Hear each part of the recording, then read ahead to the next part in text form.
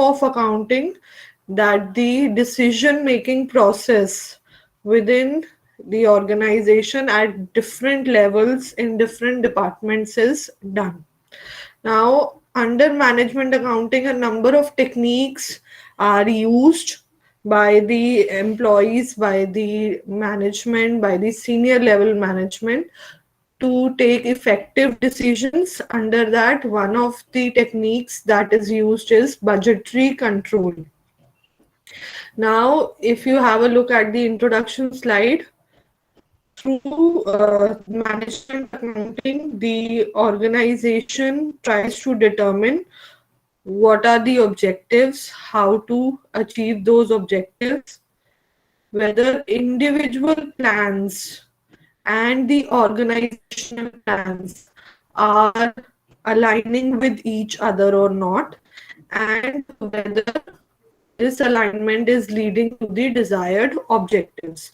तो आपने जो भी मैनेजमेंट के ऑब्जेक्टिव्स हैं, planning, organising, directing, control, all those appear here also.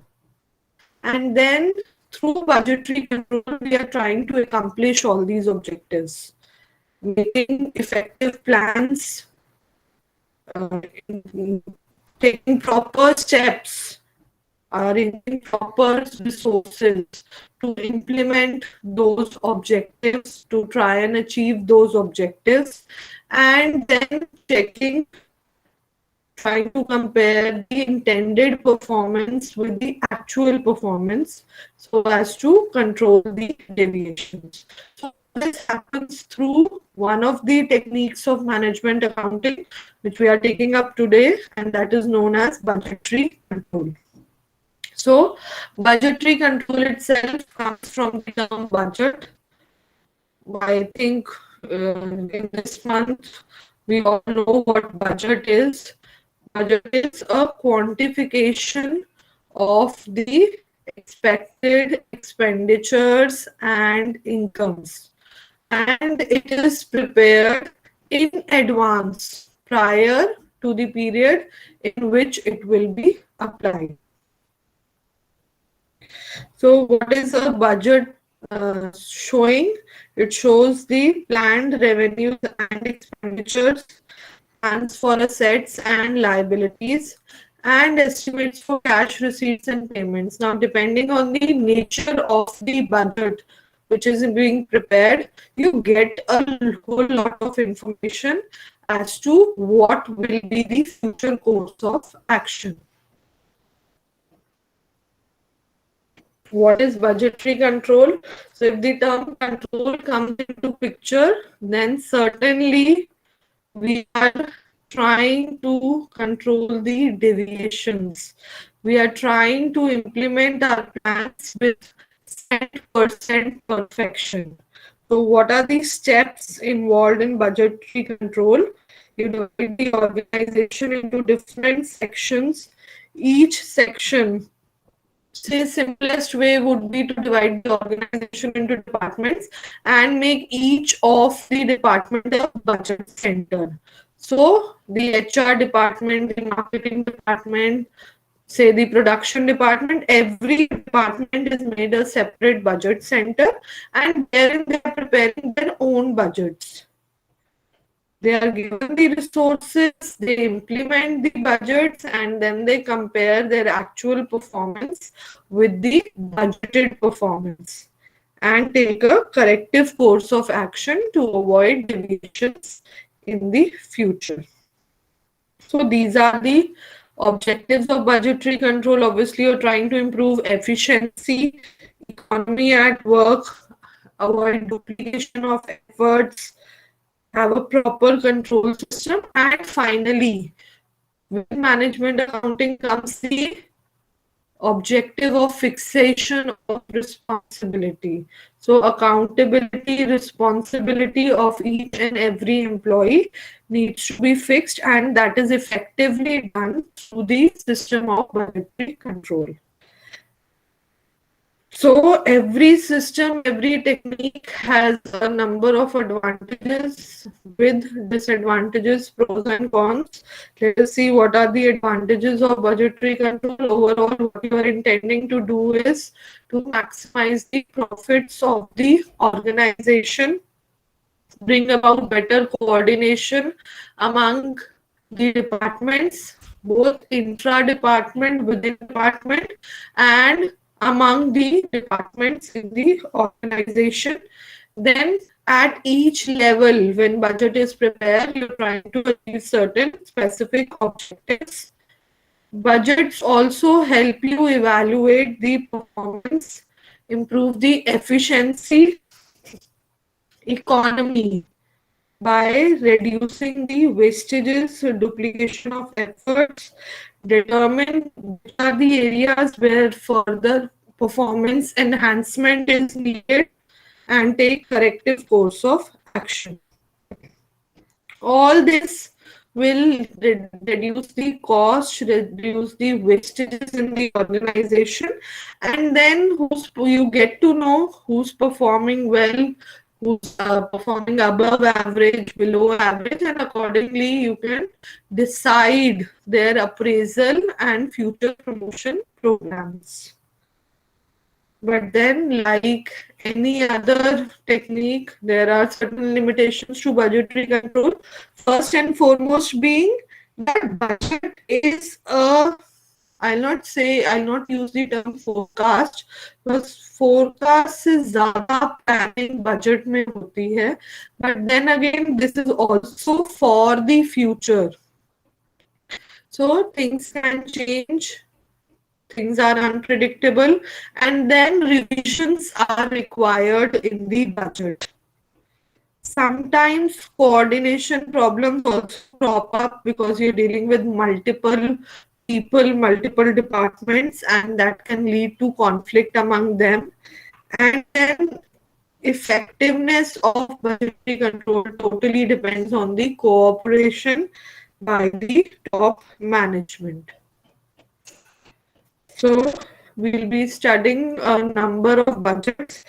Some of the budgets we'll be doing practically, some we'll be doing theoretically. But today we'll start with the first category of budget, which is cash budget. So literal meaning cash budget, what is it telling you? It is telling you what are the expenditures made in cash and the receipts received in cash during a particular year.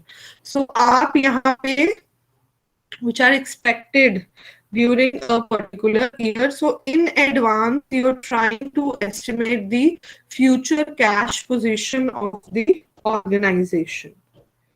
Again, this is not done for the entire year at one go, but you are making forecasts, you are predicting it month-wise, that what is the kind of cash balance we will be having at the end of each month. So a cash budget can be prepared through three methods: receipts and payments, adjusted P&L, and balance sheet.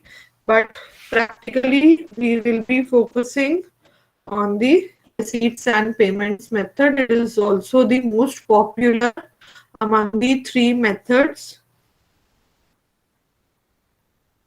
In this method, your cash receipts from various sources and cash payments to various agencies are estimated.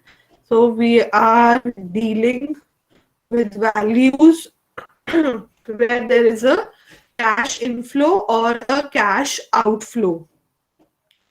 We are not looking at accruals, outstanding expenses, or prepaid expenses, accrued income, income received in advance. That is not our concern. What we are seeing is जब भी चाहे delay के साथ जनवरी की payment मार्च में receive हो, पर जब भी कैश मूवमेंट होगी, that will be recorded in this budget. Okay, so a better way to look at the budget would be that let's take up an example, and there we'll prepare a cash budget, and then the concept will be more clear to you.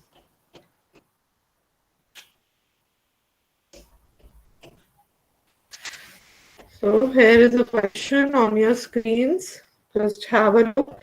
Take 2 minutes. I'll just zoom in a bit and read the question, and then we'll start solving the question.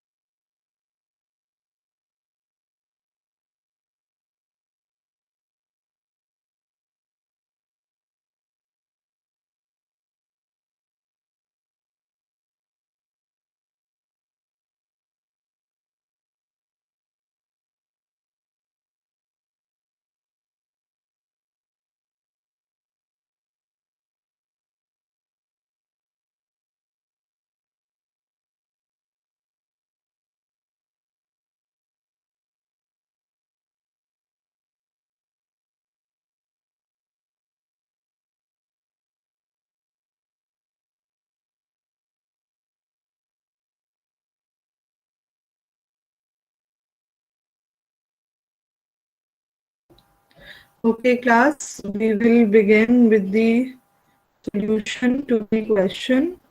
If prior to that anyone has any question from the theory part which we have covered, please let me know first.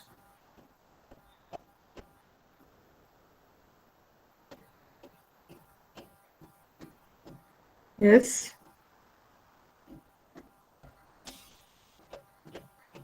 So in the question, you are required to prepare a cash budget for the month April 2008 to June 2008. So you can see that here you need to prepare the budget for 3 months, and for that you are given certain particulars under the as already explained, under the cash budget, we will be using the receipts and payment method. So therein we will see where there are inflows in cash and where there are outflows in cash. So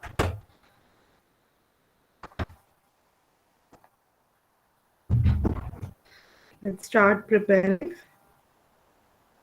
for, we should write April to June.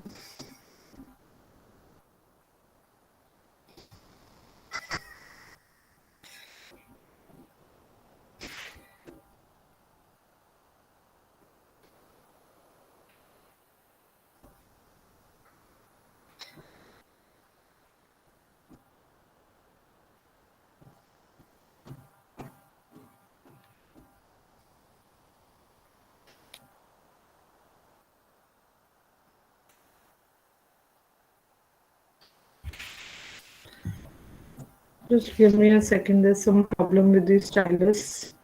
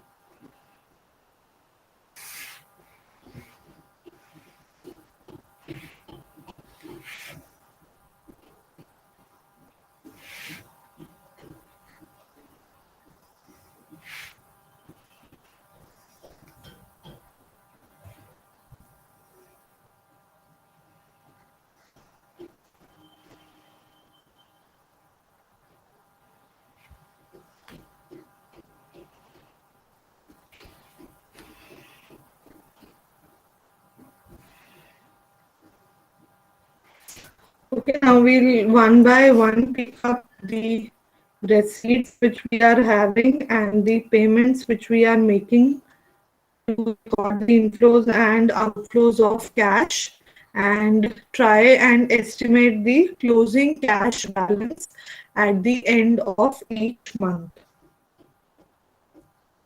So, in the starting, you are given the information on sales, purchases, and wages, and you need accordingly to calculate what will be the closing cash balance at the end of April, May, and June.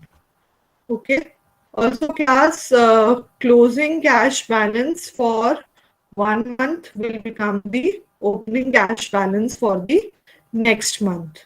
So, keeping that in mind, we will see what is the difference between the receipts and the payments of each month. Because if your receipts are more than the payments made in a particular month, then you will be having an inflow of cash, that is a positive cash balance at the end of the month. However, if the payments will be more than the receipts you have, then you will be having a negative cash balance. Okay. Also, in the additional information, you are given that 50% of the sales are realized in the month following the sales, which means if there have been certain sales in the month of March, then 50% of those sales will be converted into cash in the month of April, and remaining 50% in the second month following. तो आप मार्च में 50% जो sales हैं वो 50% पहले अप्रैल में receive होगा and the remaining 50% will be received in the month of May. Okay, so those values need to be kept in mind at each level.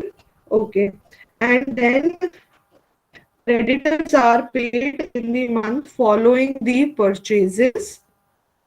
There are no cash sales or cash purchases. So everything in the respective month, that is the sales and the purchases, are happening on the credit basis. Okay. So what we'll do is we'll start with April. Also, you given cash at bank estimated at rupees 25,000. Now this is an overdraft. So this is actually per se a negative cash balance. So what we'll do, we write the receipts after the opening balance. So we write, let's label it as B and C है, तो उसको A बना देते हैं. Opening cash balance, and we can write this as 25,000. If you want, you can mention here itself that this is an overdraft for the firm. Okay, now we come to the sales part, because receipts would cover the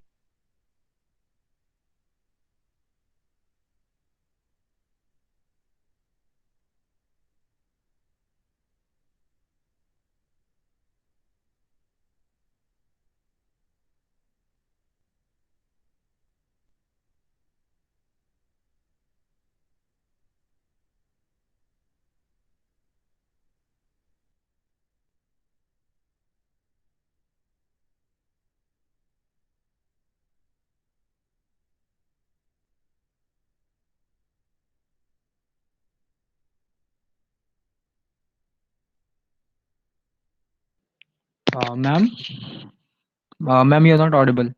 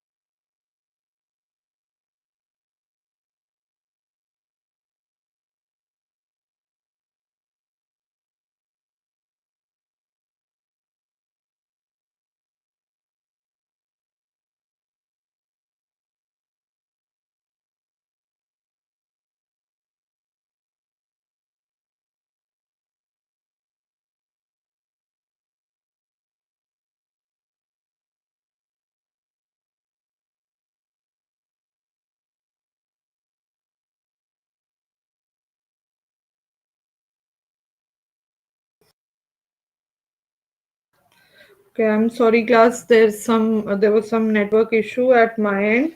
Just give me a minute. I'll connect with the second device also, and then we'll continue solving. By that time, you can try and attempt the value for collection for debtors.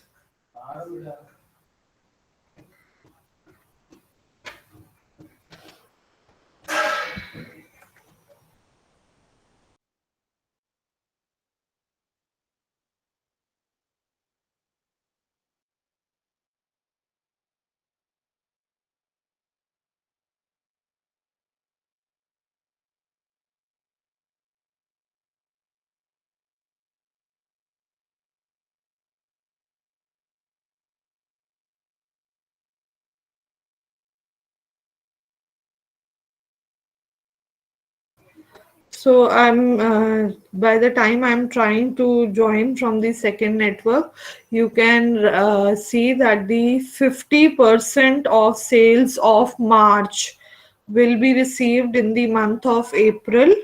That is rupees 96,000 would be received from March sales, and 50% of the sales of February will also be realized in the month of April. So 90,000 we are receiving on account of February sales, while 96,000 we will be receiving on account of sales made in March. So your expected collection from the debtors in the month of April will be 1,86,000. So that becomes the receipt for the month of April. I will repeat this once again so that it is clear. First and foremost, 50% of the sales of one month are received in the next month, while 50% of the sales is received in the next to next month, in the second month following the month of sales. तो इसका मतलब जो February में sales हुई है उसका 50% आपने मार्च में रियलाइज कर लिया है, बट बचा हुआ 50% आपको अप्रैल में मिलेगा. Similarly, for March, Ma'am, your 50% of screen the is sales. not visible. I know that. I know that. I'm trying to connect through the other screen, but Okay. there's some network issue. Just understand the concept by that time. Okay, so that at least you people can note down the values for the debtors. So जो मार्च की sales है उसका 50% आपको अप्रैल में मिल जाएगा और जो remaining 50% है वो आपको मई में मिलेगा. ऐसे करके आपकी जो सारी क्रेडिट सेल्स हैं वो रियलाइज होंगी. तो जब मैं अप्रैल के लिए रिसीट्स कैलकुलेट कर रही हूँ, under that I am calculating the collection from debtors. अप्रैल में आपको 50% of sales of February and 50% of sales of March, that is what you will be receiving. So that makes a total of 1,86,000. Now, similarly, try and calculate what will be collection from debtors for the month of May and for the month of June. So try and solve these values, calculate these values. By that time, I'm checking my network. Okay, I've started getting responses. Others also start putting in your responses for May and for the month of June.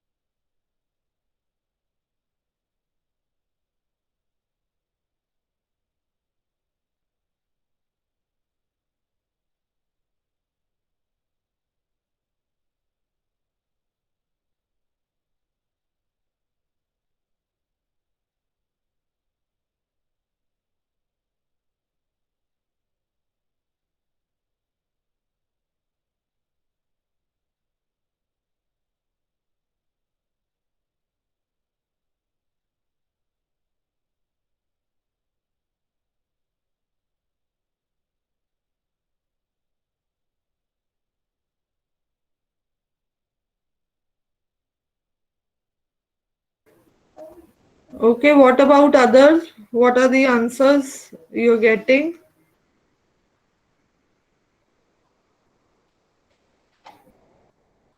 I've got only one response from Vansh.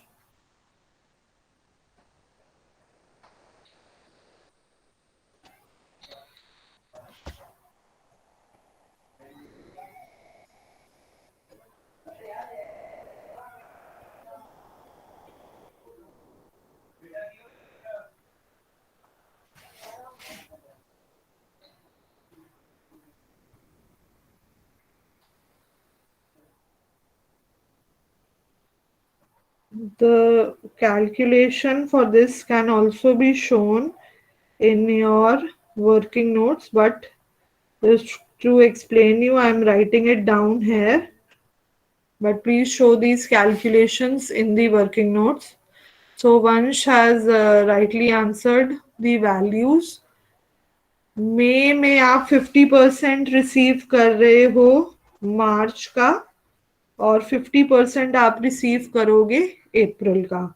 So which means जो remaining 50% था 96,000 of March plus अप्रैल के 1,08,000 का 50%, 54,000 will be received in the month of May. Also, in the month of June, you will be receiving 54,000 remaining for April and 1,74,000 ka 50%. That is 87,000 from May. So this becomes 1,50,000 and this becomes 1,41,000. So these will be the correct values of collection from the debtors. Any question in either of the values?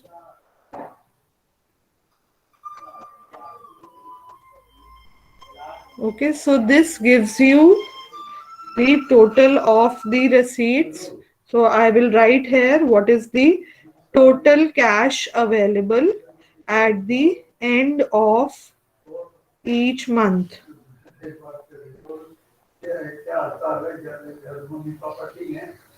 So for the month of April, the total cash available plus अभी आप जो overdraft है, you can either take it in negative value or you can also take this as a positive value और end में adjust कर लें. तो I am taking this as a negative value and writing the balance here. 1,86,000 minus of 25,000. But अभी ये cash आपके पास है तो बेटर ये रहेगा कि हम इसको पॉजिटिव वैल्यू ही लें. Even though it is an overdraft but the bank has forwarded this amount to the business. So as of now, including the overdraft, the business has a total cash available of 2,11,000. I repeat this explanation. Though overdraft is a borrowing for the business, but this cash has already been forwarded to the business by the bank. So today, at the end of April, total cash available with the business is 2,11,000. Now we move to the payments which the business will make in the respective months. For that, you are given the creditors are paid in the month following. So purchases made in March will be paid in the month of April. So under the payments, my first payment will be to the creditors. So this will be written as payment to creditors and the amount will be 1,44,000. मार्च के जो आपके credit purchases हैं those will be paid in this month and this will be 1,44,000. Apart from that, wages is the next payment and this is being paid immediately. जो जिस month की wages हैं those are being paid in the same month.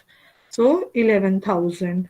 So now after this, there's no other payment which is to be made. So I will write point E, which will be total of the payments being made in a particular month, and I can clearly see that this happens to be 1,55,000. After this, the last thing that needs to be calculated is the closing cash balance. Closing cash balance. Point F लिख लेते हैं इसको. And that will be the difference between the point C and point E. So C minus E, this will give you the closing cash balance. 2,11,000 minus 1,55,000. So this becomes 56,000. Okay, and now this closing of April will be recorded as opening of May, but again we are writing this as an overdraft, 56,000.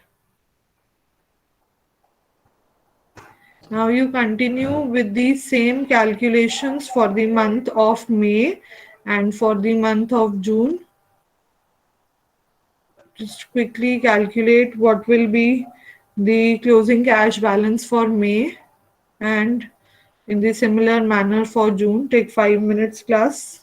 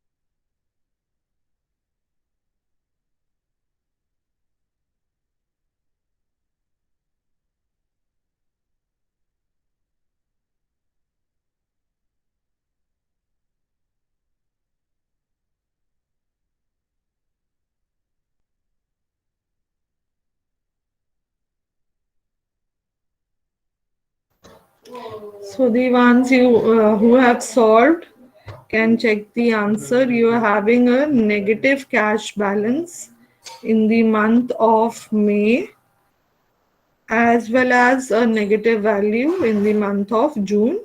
47,000 being the balance, negative cash balance for May, and 1,67,000 being the negative cash balance for the month of June. So now this